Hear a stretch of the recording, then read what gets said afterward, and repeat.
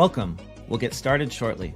Before we begin, here's how to earn continuing professional education credit for attending this session. There are no polling questions or attendance checks. Instead, you will demonstrate your knowledge by taking a brief multiple-choice quiz using the Earmark app. Visit earmark.app in your web browser. You can also download the mobile app by scanning the QR code on the screen. Log in, or if you're new, create your free account. Be sure to use a valid email address because that's where we'll send your course completion certificates. From the home screen, scroll down to find the course. You can also tap the magnifying glass icon to search for the course. Tap on the course artwork, then the Enroll button.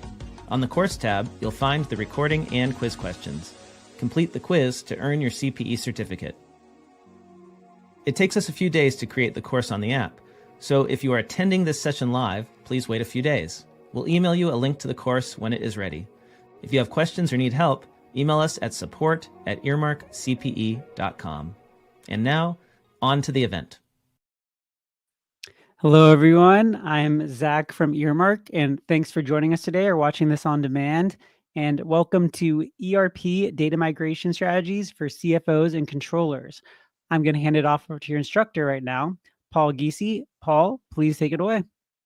Awesome. Thanks, Zach. Hello, and thank you, everybody, for joining us today for my webinar on ERP Data Migration Strategies for CFOs and Controllers. My name is Paul Giese. I'm the founder of OptimalData Consulting, and I'll be the host for the webinar.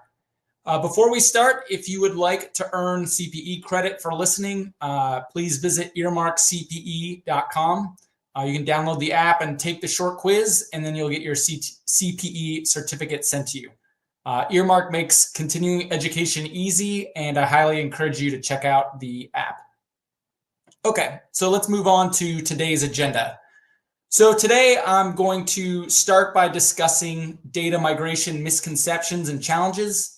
We'll go through the data migration journey and approaches to loading historical data into your new ERP system. We'll talk about how to start your data migration project today, and then we'll wrap up with how to document the process, and we'll leave some time for Q&A. You can also leave comments in the link, and we'll answer those as soon as we can. Okay, so to get started, if you've been part of an ERP implementation before, you've probably heard or felt all of these misconceptions before. Things like, wait, my implementation partner isn't doing this data migration for me, or wait, I don't get to keep my detailed transactions, or there isn't a systematic way to import this data, or my personal favorite, this is just taking way longer than I anticipated. And I think these reactions to data migration make sense.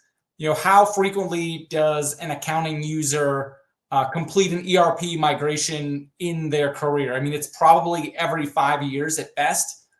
And these questions are simply a reaction to how challenging this task is.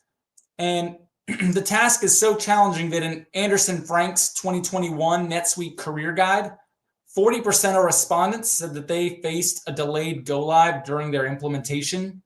And of those 40%, 46% people said the top reason for a delay was data migration issues. Separately, 62% of respondents said that they faced challenges during their implementation because they lacked data migration skills.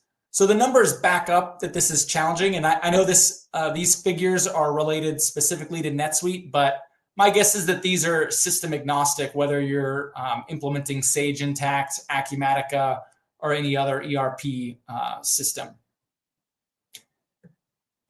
So before we get too far in, I want to quickly share, why should you listen to me on this topic? So my background, I have an accounting degree from Baylor University and a former CPA in the state of Massachusetts. I spent 4 years at PwC Boston as an auditor in their life science practice. After that, I switched over into industry. And while I was in industry, implemented both Sage Intacct and NetSuite as an accounting user. And then since starting OptimalData in 2019, I've supported about 85 to 90 companies moving their data from a variety of legacy systems into NetSuite. And so based on this experience, I've seen a lot of data migration challenges and have been able to help a lot of clients work through the challenges of data migration. Okay, so what I want to talk about are what are the approaches to loading historical financial data into NetSuite. So the first approach that most people recommend, including, this is the official NetSuite recommended approach in the NetSuite ecosystem, is to load what's called net change entries or summary trial balances. And under this approach, what you would do is you're going to load historical financial data as a summary journal entry. So essentially you would select, either you're going to do this monthly or quarterly or maybe even annually. You're going to summarize all the transactions that occurred during that period, and you're going to book a journal entry for each by line item with potentially some other segments, so department, class, and all of that activity gets summarized into a single journal entry line. And so you do this maybe for if you're doing 2 years of historical data, you're going to have 24 journal entries, or you get the math, right? So this allows you to run historical, financial statements like an income statement or a balance sheet for year-over-year comparison. But when you drill into the financials, you're not going to see any detail, right? You will just see the journal entries that make up that line, hence why it's called the summary journal entry approach. Now, when it comes to actually paying, vendor bills or receiving customer payment, the transactions that are flowing through your AP or AR subledgers, the summary TB won't work, right? Because you might have $1 million sitting in your accounts receivable, but you can't transact on that if it's just a single line. You need all the individual invoices split out for this accounts receivable balance. And so that's what's referred to as loading your open AP or your open AR transactions. So in that case, as of the go live date, you would run your detailed subledger that would show, say, maybe 100 different invoices that make up that $1 million AR balance.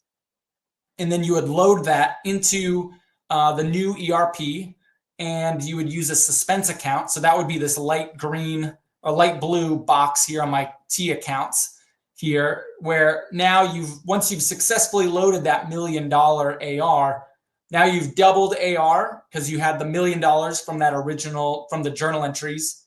You've got another $1 million for the AR from the individual invoices with the suspense account. And then you would post a journal entry to reverse the GL impact of all those open transactions. And then that effectively gets you the correct $1 million balance in AR. The suspense account is 0. And then you have all the individual transactions available to start receiving payment from your customers, or the same thing for AP, where you can start to pay bills. And again, as I said, this is the recommended approach that most partners, at least in the NetSuite ecosystem, recommend. When I implemented Intact in NetSuite, this is what we did as well. We loaded summary financial statements, and then loaded the individual open AP and AR transactions. And this absolutely will work for your needs from an audit perspective. So the second approach is what I would call the detailed transaction approach. And this is where essentially you would be recreating the general ledger by posting each individual transaction. And so basically you would take all the vendor bills from, say, QuickBooks, and then you're going to load the vendor payments and the vendor credits. And they all have all the original GL postings. There wouldn't be any open transactions because all of those open transactions sit in the general ledger, and they would be available to transact on post go live. Personally, this is typically not recommended without a partner with strong experience with both the legacy and the new ERP. So this is OptimalData. This is what we do. We have a proprietary tool that kind of can handle loading these detailed transactions. So again, most of my slides from here on out are not going to be focused on this detailed transaction approach. If you're interested in learning more about that, I would recommend you can reach out after the webinar. Okay, so now let's talk about the data migration process. So I'm going to set the stage here for our company. We have been using QuickBooks Online. We started in 2021, and we have grown. We've looked at some mid-level ERPs, and we decided to implement NetSuite. And it's now August 2024. We have selected an implementation partner that we're really excited about, and we're planning to go live on January 1st of 2025.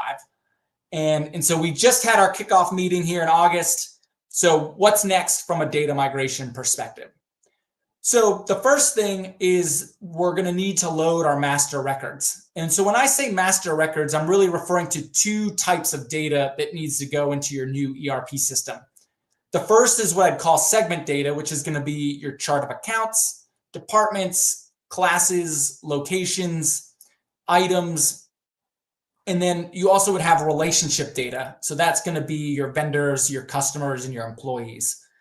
And I want to point out a couple things about loading master records. First is that this is a great opportunity to redesign your chart of accounts if you're not happy with the current chart. So in the rare instance where you've been with the organization since inception, you might be perfectly happy with the chart and you're not going to make any changes and everything's a one-to-one match. If that's you, then this process will be very easy. But most people, maybe they're the third or fourth iteration of the accounting team. And so you inherited a chart that you don't really like, and you're going to make a lot of changes. And so I would recommend you can really start that process immediately, planning out what you want your new segment structure to look like. So that could be going from a 4-digit account number to a 5-digit number. It could be, in QuickBooks, typically you only have one additional segment value called class. So you might have historically had to put like a salaries G&A account and a salaries R&D account. So now, best practice would be to have one salaries account, and then you use a department or a class segment to bifurcate data for the G&A and the R&D piece. And so that kind of process of redesigning your segment structure can take a long time. You're going to want to involve a variety of stakeholders. So an executive team, potentially a board. You want to talk to FP&A, talk to your tax team, your auditors, and kind of get feedback from all those different groups who are going to be looking at your financial data to make sure that your new chart will work for all of their needs. In an extreme case, I've got a client right now that I'm working with. They're a nonprofit. They've got 16 different QuickBooks files, and they're merging they're bringing all that into one NetSuite instance. And they're a nonprofit, and each business is pretty unique. And so the process of putting together one giant master chart has taken them a long time. So again, I think depending on your situation, this process can take quite a bit of time. So I'd recommend getting started on that right away. The other thing on the master records is potentially cleaning up your customer and your vendor updates. And I know as a former accounting user, cleaning customer and vendor records is generally very low on the priority list. It can be really time consuming, and these lists can get outdated really quickly. If your lists are pretty small, it probably doesn't hurt to just bring everything into your new system. The one consideration I will point out is that if you're going to make the changes, I would recommend trying to do that in the legacy system, so that way, if you have to export your data out of the system, you're not going to have to make a bunch of edits in Excel every time you edit the file, right? So if you spend like 2 hours editing data in Excel and then you realize like, oh, I forgot to include inactive vendors for some reason, you have to re-export the file. Now you got to do all that work again. So the more of that work that you can do in the legacy system, I think can save you some time. Now, I know that sometimes making edits like that in a legacy system can be challenging. I know at least in NetSuite, it's very easy to make those changes with a CSV import. And so if you're going to be making a lot of edits, you might want to consider just bringing everything in and then making the edits later down the road. Okay, so now we've loaded our master records. Shortly after that, or concurrently, we want to build a segment map file. And you can think about a segment map file is kind of the way that you translate your legacy data to your new segment structure, right? So as we mentioned, right, maybe you've got chart of accounts in your old system, and now you're going to bring that over to the chart of accounts and a department structure in your new system, right? And so the segment map file is essentially an Excel file where you can list out all of the segments that were used and where that data needs to get mapped to in the new system. For GL accounts, every account needs to be included, right, for the financial statements to balance. But some of the other segments, you might have some, you might have some blanks.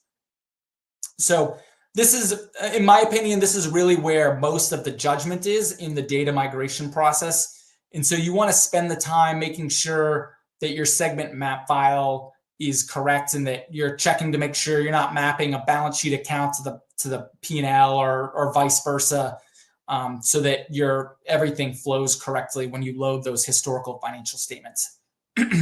Another thing I would consider doing is, if in the new system, if you can track the legacy account and the legacy class on that journal entry that we're going to prepare in the next step. I know in NetSuite, you can actually add a custom field on the journal entry line itself.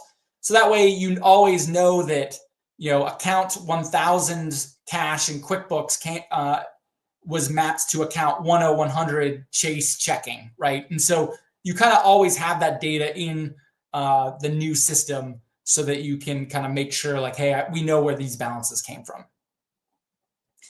Okay, so once we've loaded our master records, we've built our segment map file, we've reviewed it. Now we are ready to start to load our summary financial statement. And those are those journal entries we talked about a few slides ago.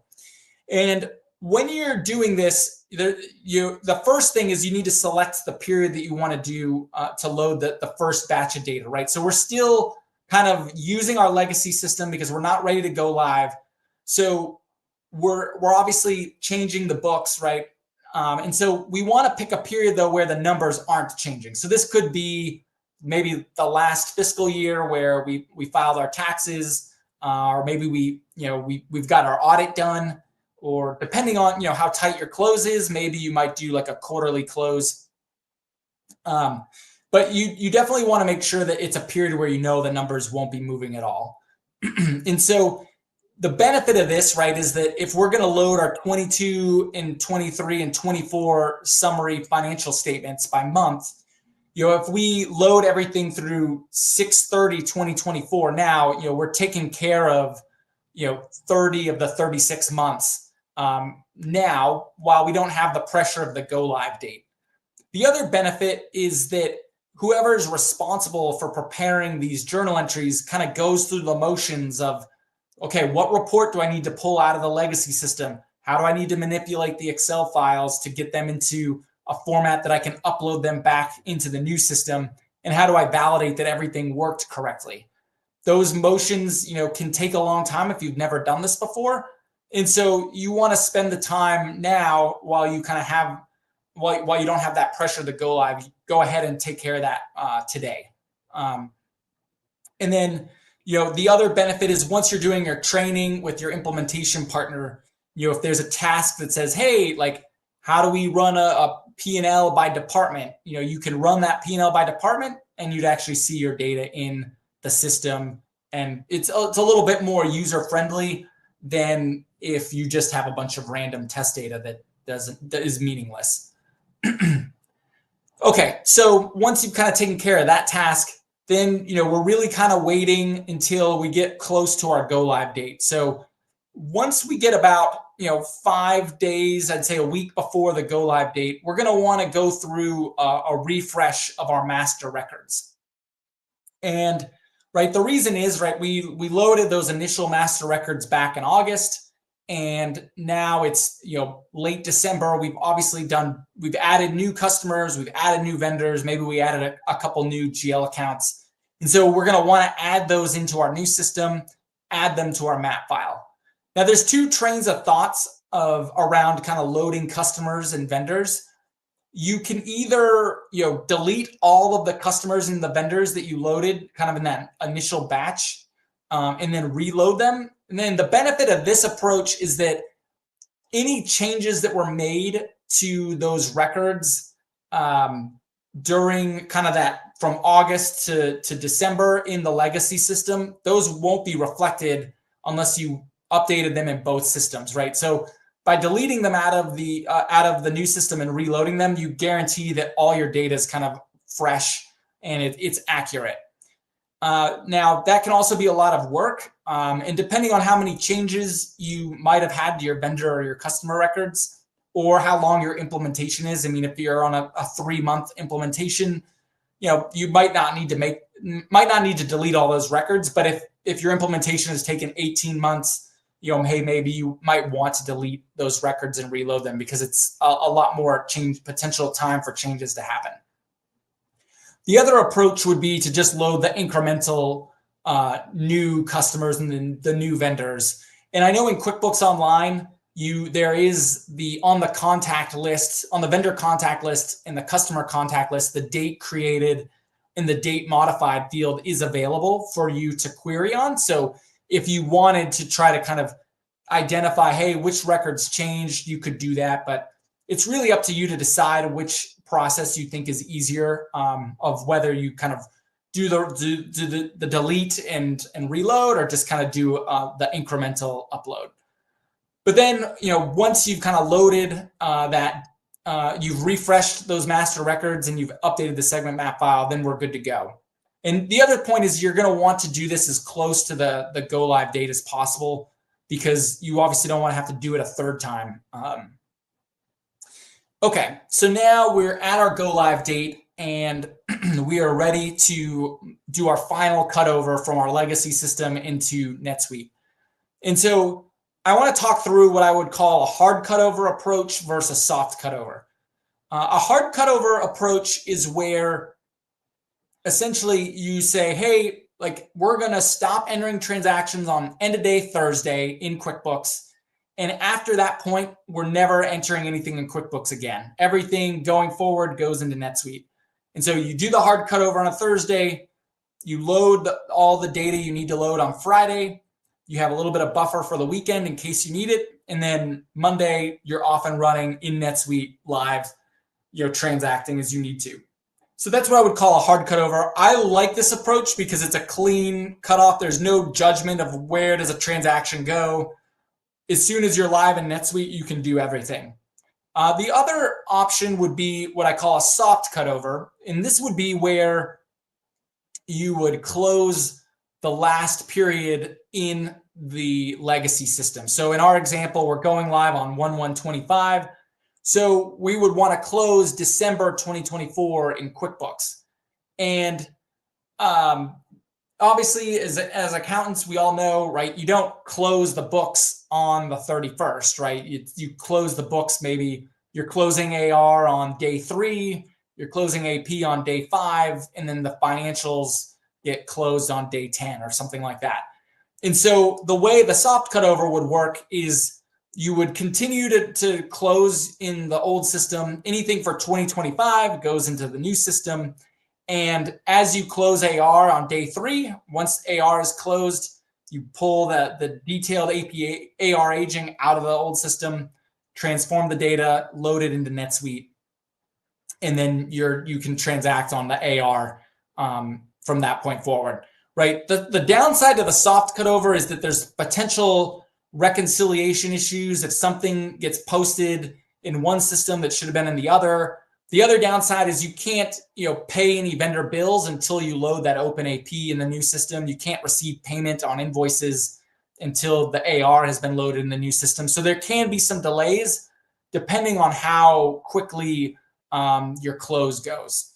You'll also want to load any open sales orders and purchase orders so you can, if you've got operations running out of NetSuite, so they can, fulfill orders, loading the open inventory, as well as any open bank transactions. But essentially, then at that point, then you are live in NetSuite. Okay, so now, what can you start to do now to prepare for an ERP migration? So as I mentioned earlier, you can begin to design your new chart, start having the conversations with the stakeholders, working on, what you want the department and the class structure to look like. In one of my organizations, we actually added definitions for all of our accounts, departments, and classes so that all users kind of knew what was supposed to be coded where. And while that was a very painful and time-consuming exercise, I do see kind of how that was beneficial. Now, obviously, there is an art to doing this, right? You don't want to be over-engineering things too much to the point where, you're planning of what your business is going to look like in 5 years. You don't want to kind of go that far, but there's kind of a balance of like, hey, we have this new system. Let's take advantage of that functionality. Our organization's growing, but kind of the nice thing about a lot of these mid-level ERPs is they're pretty flexible with how you can adjust these segments and in the future, right? So it's not like it's set in stone on day one. The other thing you can start to do is begin to review the source reports that you're going to need for each data migration task. And so this is going to be, hey, do we know how we're going to export our customers out of our legacy system with all the fields that we need? Can we run this report? Can we, make sure that all the customers are clean? Are there any of these customers that we need to deactivate? You're going to same thing. You're looking at our transaction lists, like which report are we going to use to prepare those journal entries? I do have a guide in the back of the website or in the back of this presentation that is a link to my website where I kind of have a downloadable guide that you can access and get for if you're using QuickBooks Online of which report I use for each task. And so you can feel free to visit that site and get that. The other thing you're going to want to do is a system audit, right? And so you're going to want to think through, okay, well, what systems do we currently use outside of our accounting software? And are we going to need to continue to use this, or can our new ERP handle this, right? So for example, if you're using Bill for processing ACH payments, can your new ERP manage that, or do you need to continue to use Bill? If you're going to continue to use Bill, what are the implications of using that during the implementation? Do we need do we need to integrate this? Is there a pre-built integration? Bill specifically, there is an impact to how when you sync Bill to at least with NetSuite, when you sync Bill with NetSuite, it does impact your data migration approach. And so that's something that you're going to want to consider, or make sure that your partner understands what you need to do for each of those systems, right? So go through the list of systems that you're using, what can continue to be automated. I mean, I think the more automation that you can kind of capture with an ERP system, the higher your return on investment is going to be, helping make your staff more efficient. And then I think just starting to clean your accounting data, right? There's things like you want to clean up your unapplied transactions on your AP, your AR aging, right? So look at those. You have a bunch of old balances that just need to be applied against each other. Go ahead and do that, or post a journal entry to write off, balances that you're never going to collect on. The more of that stuff that you can kind of clean up, the easier I think the data migration process will be, and the easier it'll be to clean up in the new system, right? Because you're not bringing over all the details, it can be a little bit more tricky to ensure that all these records kind of stay clean. You're also going to want to look at your bank reconciliations. If you've got a check from 3 years ago from a former employee, that's probably not clearing the bank anytime soon. So go ahead, void that, take care of that in QuickBooks before you move that into your new ERP system. And then, as I mentioned, right, deactivating customers and vendors. Again, that's I know a low priority. A couple other things to think about. Maybe if you're bringing over fixed assets, you want to write off your fully depreciated assets, or if you're going to bring in, prepaid amortizations, making sure that your prepaid assets schedule is clean and easy to kind of bring in those amortization templates. And that's something that a partner or you can kind of start to do today. Okay, so obviously front of mind for a lot of controllers and CFOs is how do we get our financial statement auditors comfortable with this process? And I think that that's a really important consideration, especially if you're a growing company and you've got an IPO on the horizon, or you're already a publicly traded company. You're going to want to think through making sure what are the steps that we need to do to get our auditors comfortable. So the first thing I would do is reach out to your audit team. Reach out to the manager, say, hey, we're planning on an ERP implementation. This is the system that we're looking at. Are you guys comfortable with this system? Making sure they've got a SOC 2 report for the new system. Telling the auditors hey, you want to get their input for making sure that they're comfortable with the ERP system before you spend all the time and effort implementing something new. I've got a template that I can share if for an email of what I typically provide to the auditors. And sometimes especially if you're a publicly traded company, you might want to grab screenshots of the report parameters. I know I've had to do that before for some clients that were already public. And so you want to make sure if you need that kind of documentation, make sure that you grab that before you need that ahead of time, because you can't really grab those screenshots after the fact. Typically what I'll provide is a trial balance tie-out. So this is going to be by the GL account, right? And so you're going to want to tie this out by the individual account and not just look at the total debits and credits. So I've seen clients before who have tried to do this tie out by looking at the gross debit and gross credit balance at the bottom of the report. And the reason that approach will work if every GL account is a one-to-one match. But if you're consolidating any accounts at all, that won't work, because if you've got an account that's in a net debit position of $1 million, and you've got another account in the legacy system that was in a net credit position of $200,000, and let's say we're merging those two accounts into one account in the new system.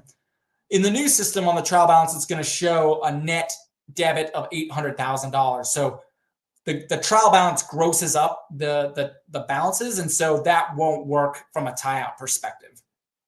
So you'll want to keep that in mind. You could probably do a quick sum-ifs formula with that map file that we discussed earlier in the presentation on how to put together that TB tie-out. And then you're going to want to do an AP and AR subledger tie-out as of the go-live date. So this is just validating that, hey, the balances that were in our AP and the AR in the old system are now in the new system.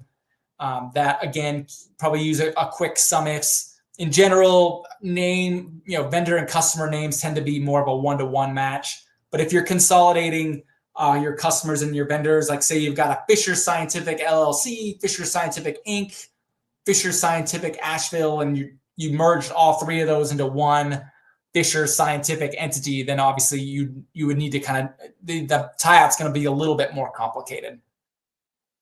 And then finally, you might want to do a P&L by department or P&L by class tie-out. So biotech, where I spent a lot of time and continue to kind of help a lot of clients in the biotech industry, their SEC income statement is going to present expenses by general and administrative and research and development. And so typically those two, the way you come up with the total expenses in those is by combining all of your expenses with the departments.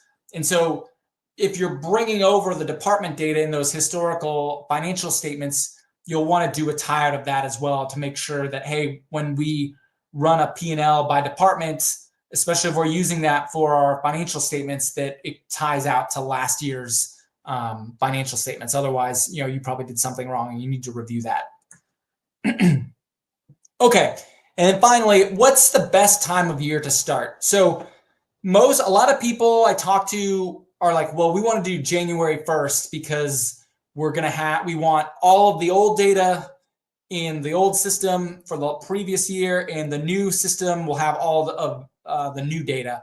And I think conceptually that makes sense. However, January 1st is just there's a lot going on, both professionally and personally for a lot of people. You've got the holidays, so trainings can often be delayed or not happening, or they happen in early December, and then you've got people taking holidays.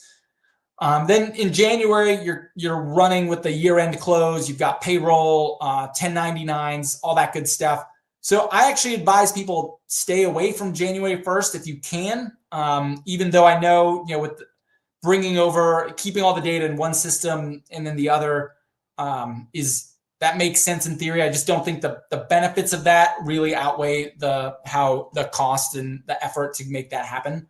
In my opinion, I would say it's ideal to do this in a month end when you have to time your go live around a month end close before you have to do a quarter or a year end where there's maybe a little bit more pressure. So you might want to do this on a November 1st go live. So that way you can close October and you can close November in your new system before you have to do the year end. When you're learning, you don't want to be learning a new system at your year-end close. I just think that's a lot of work. But to be honest, I would actually think of this differently. In my opinion, when it comes to these software, the licensing costs can be pretty expensive, especially compared to a QuickBooks or a Xero.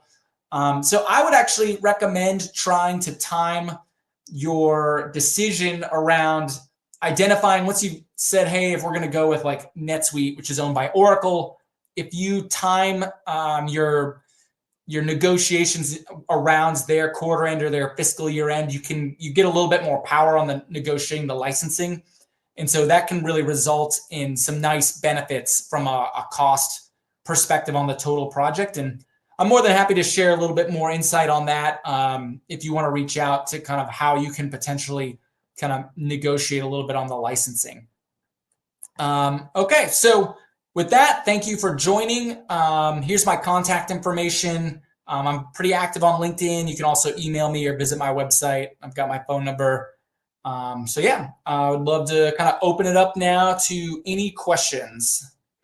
Yeah, great. There's a couple of questions that came in, so I'm going to read them to you, Paul. Awesome. So Erica wants to know, how do you handle foreign currency balances when loading historical data?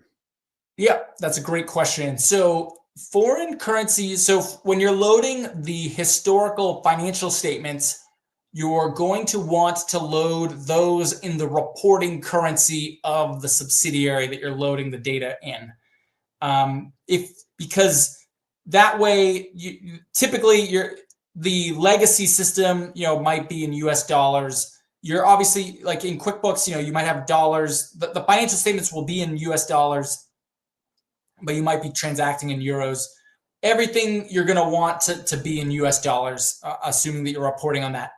For the OpenAP and the OpenAR transactions, it's actually different. You're going to want to load those in the base currency for which you're going to pay the transactions. And then you would assign the exchange rate to basically match up with what the reporting currency balance should be. So for example, if you've got a vendor bill that's in euros, let's say it's a $10,000 euro balance, but on your AP aging, it shows up as 12,000 US dollars. You're going to want to load the transaction in $10,000 euros with an exchange rate of 1.2 so that it equals the $12,000. So that's how you would handle foreign currency transactions. Great. And then we have another one. Jeff K asked, how long do the data migration tasks usually take? Got it. So that's a good question. Typically, obviously it depends on a couple of different things. One, it depends on how much data you're planning to bring in. It depends on how Excel savvy the person is who's going to be responsible for preparing the upload templates. Most partners are going to train your team on how to use the CSV templates and then ask you to populate those within 2 or 3 weeks. And so you kind of somebody who kind of knows how to manipulate those files in a way so that they can populate those templates as quickly as possible. And like I said, I do have in the appendix of these slides that I believe will be sent out. I have links to articles on my website that are free that you can use to kind of go through the step-by-step instructions on how to export the data and the templates that you need, at least if you're implementing NetSuite. Great. And then the last question I see right now is from Arjun. He wants to know, why do we use a suspense account when loading the open AP or AR transactions? Yep. Yeah. So the suspense account is going to be used because the summary trial balance journal entries is that's where the original GL impact of all of those open transactions are, right? Because if we're loading data through 12/31/2024, let's say you've got a vendor bill that was dated on 12/15/2024. So, and it's for $10,000 of consulting expense, right? So that $10,000 consulting expense is going to be included in the December journal entry. So if you include the $10,000 consulting expense on the open vendor bill, now you're double counting that consulting expense. Now you could do that and then try to pull it out of the journal entry, but I think that would be a lot more work. The suspense account actually makes it, I think, mechanically much easier to reverse that GL impact, that I was kind of showing on the T account where, it's just one journal entry. It's just one line where you're just reversing the suspense account. And then, if the suspense account isn't zero, something's off somewhere, whether you made a change to your aging report in the legacy system, or your journal entry just wasn't correct. You made a mistake when you're using that suspense account, then versus if it's buried in one of your normal operating expense accounts. Great. We got a few more questions that came in, actually. So Stephen wants to know, is there any benefit to importing the balances as of a given date rather than just booking an entry on a given date? Do we need to set up December 2007, December 2008, and so on posting periods? Do we also need January 2008, January 2009, and so on posting periods to reverse the transactions? That's a great question. So, I think what you're referring to, there's kind of, I guess, there's two different approaches to loading those summary TVs. There's I guess one would be kind of the net change where you're in the journal entry, you're loading the incremental impact of the change in the period, right? So that would require you to either load everything from inception or load an opening balance sheet, right? So let's say you've got cash, you've got $1,000 of cash in January of 2008. And in the January financials, you spent $50. So then, if you did a net change, you would post the $50 change on the cash account. Versus if you did a point in time entry where you're really loading the trial balance as of a point in time, and then you're reversing it the next day. That is, I think that approach also, both of those approaches will work. I think it depends on the source report that you're using to populate the data and if you need those segments. So I actually have an article on my website that kind of dives into this, but in QuickBooks, there's no way, if you're going to do that kind of point in time where you're loading the balance and then reversing it the next day, and then the next month you run the TB and then you reverse it the next day. The problem with QuickBooks is that there's no easy way to get that class segment to be included on the trial balance, at least that I'm aware of. And so there's no one report that you can use to get that data. What I would recommend doing for QuickBooks is actually to download all of your transactions and then do a sum ifs formula to basically get the balance by month for the unique combination of account, department, class. Now, if you're I don't care about classes, I just need the GL account, then you could absolutely, the trial balance approach is actually going to be a lot easier because it's your point in time and then you reverse the balance. The only thing with that trial balance approach is that when you cut over from fiscal years, you don't, at least in NetSuite, you don't want to use the reverse functionality, because when you reverse the journal entry, it's going to pull it out of the P&L, and you actually will want it to, the P&L accounts to reverse out of retained earnings and not the individual P&L accounts, if that makes sense. So that is kind of how I think that's, Stephen, what Stephen's getting at, or I hope that's what he's getting at. Great. A few more. Alina wants to know, for comparative history, is it best practice to upload monthly trial balances or detailed GL? So I would say it depends on the level of history you want in that comparative history, right? If you're okay with a income statement, the kind of income statement level where you say, I want to see Q4 24 versus Q3 23, and you've got, a salaries account and a benefits account, you can absolutely do that with the summary, the net change approach, where you're just loading the summary TVs. Obviously, you would have to, if you want it by month, so September versus August, you would have to load those, the entries by month instead of by quarter. But if you want a comparative where you're like, well, I want to see what we spent with Charles River Laboratories in Q4 24 versus what we spent with Charles River in Q3 24, you're not going to be able to run comparatives at that level of detail with the summary TV approach. You'd have to bring in the detailed transactions for kind of that, if you're going to get that granular. But I think for most people, you can get that data, you can piece that data together with QuickBooks. But again, you can bring that data in. If you need that data at that level, I'd recommend you can reach out to me or talk to your partner about what it takes to bring in the detailed transactions. Great. And we have a question from Scott. If you make a mistake in your chart of accounts, is it worth the pain of remapping and fixing things? Well, yeah, I think yes. I guess it depends on the type of mistake. If with NetSuite, at least, if you bring in, the reason I like to bring in the legacy account into the journal entry lines is because it actually makes it really easy to export that data out of NetSuite. You can modify the journal entry as long as you get what's called the internal ID and the line ID out of NetSuite, which you can do with a save search. You can export that data out, make your changes, and then reload that data into NetSuite. And so if you have that legacy account number or the legacy account name stored directly in NetSuite, it's actually really easy to make those type of changes. I think if you're saying hey, but if it's hey, you know what, we have, we accidentally mapped our accrued 401k balance to the general expenses accrual account, I'd say, hey, maybe that's not a big deal. You can just post a journal entry to kind of reclassify that topside.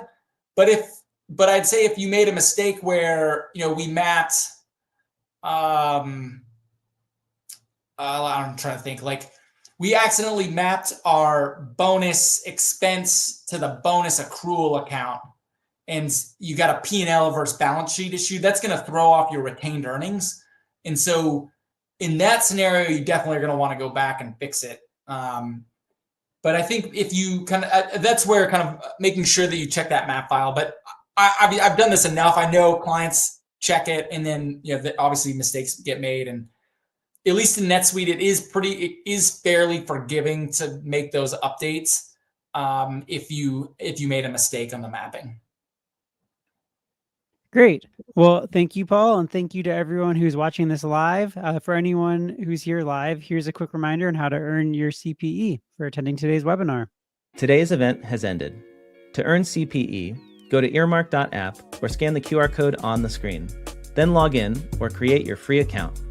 Search for the course by tapping on the magnifying glass icon on the home screen and then entering the name of this event.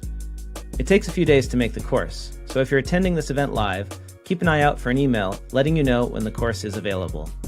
Pass the quiz to earn your CPE, then tap the button to email yourself a certificate. Stay tuned for more events from Earmark. Thanks for joining us, and we hope to see you again soon.